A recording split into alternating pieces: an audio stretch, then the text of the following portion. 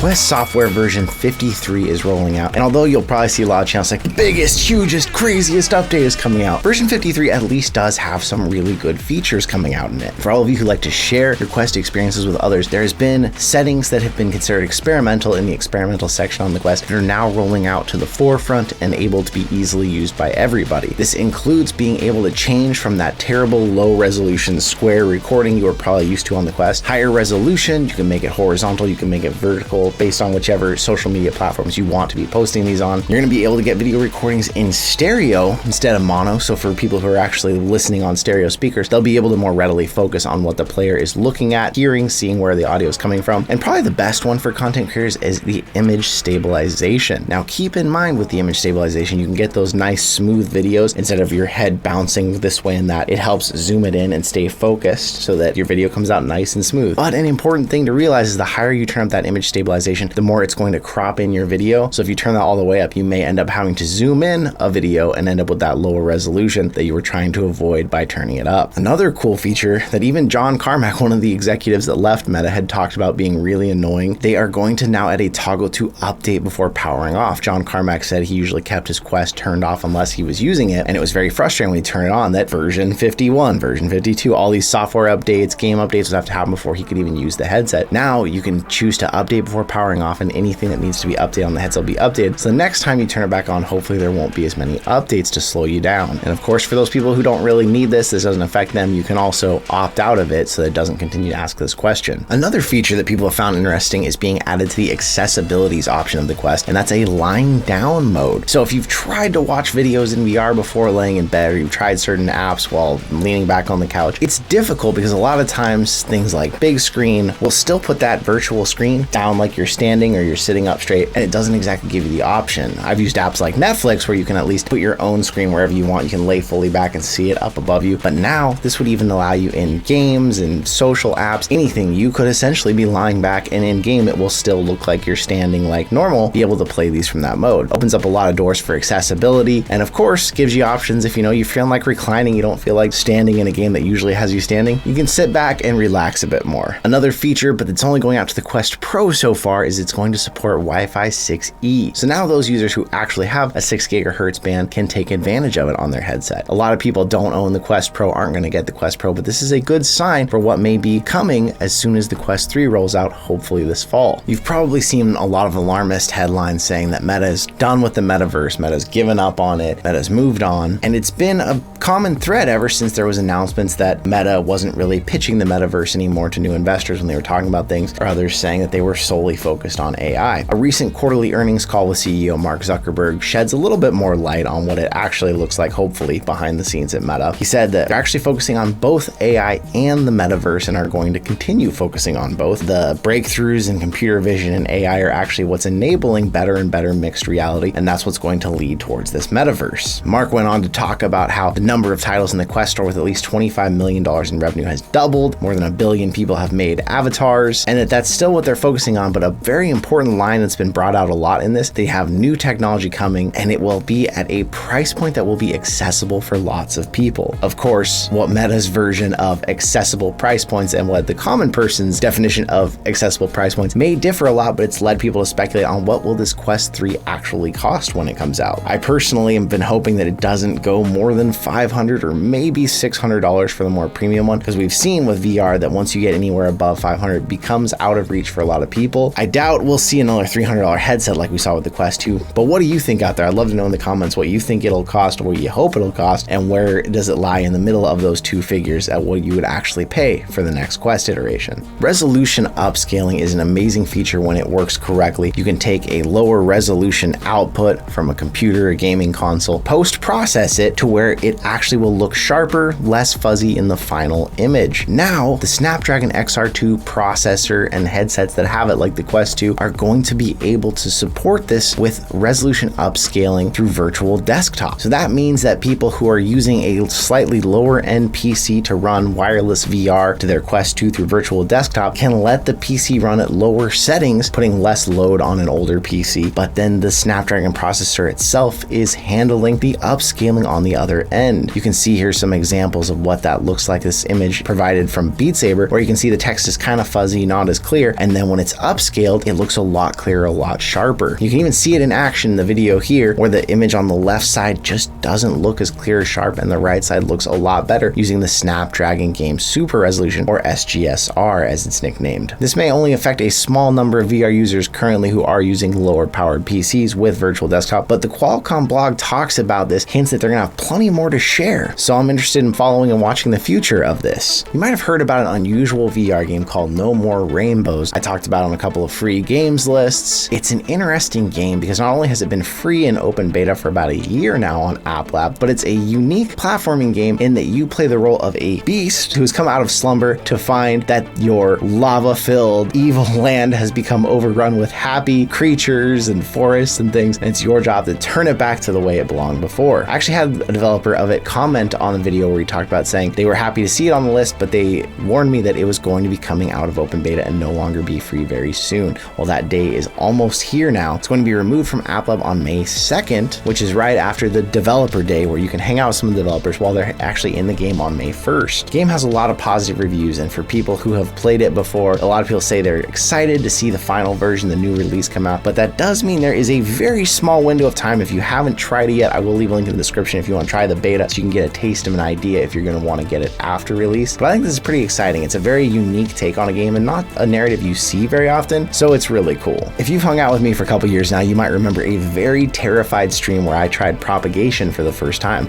Oh, shit, please, no. No! No, no, no, no, no, no, no, no, no, no, no, no, no. Oh, God. Oh, God. Oh, God. Oh, God. Oh, God. Oh, God. Oh, God. Get the fuck off me. Oh, my God. Oh, my God. Oh, I hate this. Oh, I hate this. Oh, I fucking hate it. Oh my God. A free game on Steam. It's a horror wave shooter. Puts you in a dark subway in a post-apocalyptic city that's been overrun by monsters, and it is genuinely terrifying. The original game had some plot line. These soldiers come in, they talk about what's going on. It was basically a wave shooter that was just scary. Well, now the sequel is actually going to be coming out soon on Quest. Propagation Paradise Hotel is coming out next week, and it's a single-player adventure, still horror. Know that if you're afraid of horror games, but it's going to actually focus on a story that has exploration, stealth, and action, and of course, zombies and mutants, just like the original game. The original game also has overwhelmingly positive reviews. It's actually why I looked into it. I saw it was free and had extremely high reviews, and it left me with an experience I'll never forget. Oh God, I hear another one! Get the ammo in there! Get the ammo in there! This game! No, no, no! We'll leave some of the trailer here for you to check out. Watch out for that game. What else is going on in the world of VR that you're interested in? Let me know in the comments. I'd love to talk about it more with you. But I want to say thank you for coming out. Check out some of this freaky trailer, and I will see you in another reality. Before this monster finds her.